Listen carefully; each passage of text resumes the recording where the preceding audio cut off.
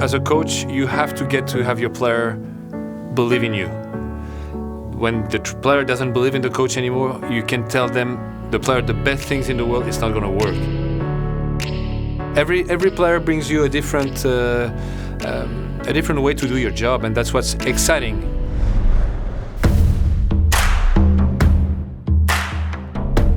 I started to work with Serena in 2012, and when she lost in the first round of Roland Garros, she gave me a call and told me I need to practice because I lost in the first round and I want to win Wimbledon.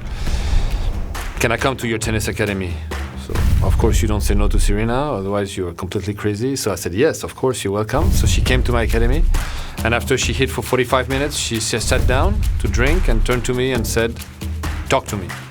So I talked to her, and I still do now. When I met Patrick, I wasn't looking for a new coach.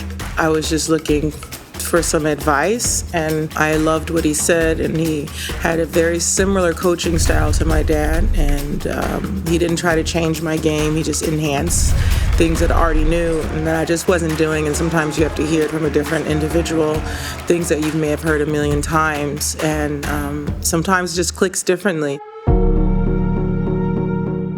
I thought that there were a lot of things that were unbalanced in her game, and also very simply in the way she was moving on the court. And I think most of the mistakes she was making at that time was because she was not really balanced. So that was the first thing we decided to work on, because I think it's a key thing in tennis and in sports in general. When you can't move well, you don't have plan B. The only plan is attack. There's no other option. Her movement was not as fast. Much too often she was not in a good position and still hitting the ball, so making so many mistakes. Movement has always been one of my strengths, and so it's actually more natural for me to move, and I'm happy that I'm doing that again and that I put it back into my game. I think I was more focused on other things and not focused on something that is actually a strength of mine. You look at people who are playing better tennis than you. You look up to you. So she always looked at men's tennis, who also, most of them are doing things that some of the things they do, women don't. So it's a good opportunity to learn new things and grow. She looks at, of course, Novak, Roger, and we go through the videos and we discuss about it. I choose some players because of something they do well that I want us to look at.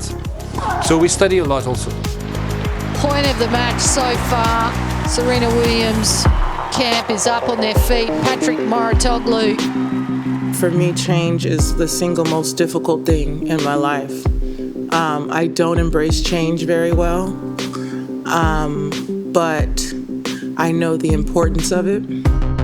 She likes to dominate, she likes to be the best, and she's extremely smart, so she understands that to keep being the best, you need to be able to evolve. I don't want her to change something, I want her to grow. So she understands it really well, and she's kind of excited also to improve. One thing I do love about Patrick and his coaching is that he doesn't want to over-change things. He just likes to, I like to say, add and enhance. And I feel like every time I do something well, I unlock another level, and he tells me something else, and I'm like, why didn't you tell me this 5 years ago? And it's like, well, you weren't ready for it. So I feel like every time I get to unlock a new level, and it's kind of fun. Coaching is saying the right thing at the right time, doing the right thing at the right time, and timing is essential. Timing when you play tennis, but timing in life is extremely important too.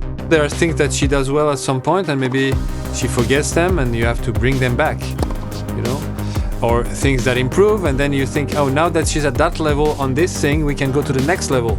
So it's the right time. Before, she needed to improve to get to that point so that we can pass the next stage. So it's all about timing. When you don't feel ready enough for a champion, you don't feel good. You're not happy with yourself. So I feel like she's more relaxed because she's happier.